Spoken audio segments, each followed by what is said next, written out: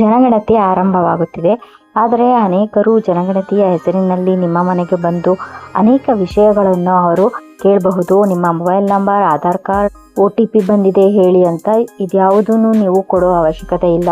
ಅವರು ಕೇಳಬೇಕಾದ ಈ 20 ಪ್ರಶ್ನೆಗಳನ್ನು ಬಿಟ್ಟು ಅವರು ಯಾವುದೇ ಪ್ರಶ್ನೆಯನ್ನು ನಿಮ್ಮ ಹತ್ರ ಕೇಳುವಾಗಿಲ್ಲ.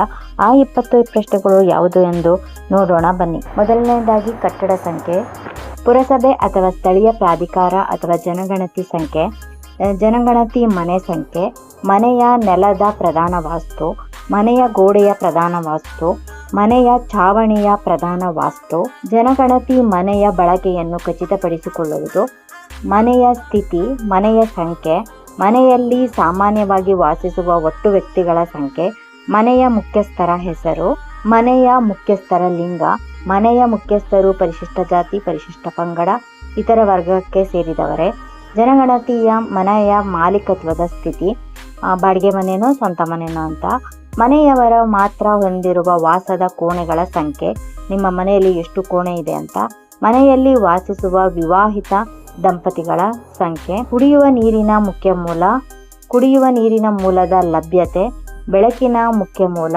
ಶೌಚಾಲಯಕ್ಕೆ ಪ್ರವೇಶ, ಶೌಚಾಲಯದ ಪ್ರಕಾರ. ಇಷ್ಟು ಪ್ರಶ್ನೆಗಳನ್ನು ಬಿಟ್ಟು ಮತ್ಯಾವುದೇ ಪ್ರಶ್ನೆಗಳನ್ನು ಅವರು ಕೇಳುವಂತಿಲ್ಲ. ವೈಯಕ್ತಿಕವಾಗಿ ಯಾವುದೇ ಪ್ರಶ್ನೆಗಳನ್ನು ಕೇಳುವ ಹಾಗಿಲ್ಲ. ಹಾಗೇನಾದ್ರು ಕೇಳಿದರೆ ನೀವು 112ಗೆ ಕಂಪ್ಲೇಂಟ್ ಮಾಡಬಹುದು. ಈ ಮಾಹಿತಿ ನಿಮಗೆ ಇಷ್ಟವಾಗಿದ್ದರೆ ಲೈಕ್ ಮಾಡಿ, ಸಬ್ಸ್ಕ್ರೈಬ್ ಮಾಡಿ ಹಾಗೂ ಬೆಲ್ ಬಟನ್ ಕ್ಲಿಕ್ ಮಾಡಿ. ನೋಡಿದ್ದಕ್ಕೆ ಧನ್ಯವಾದಗಳು.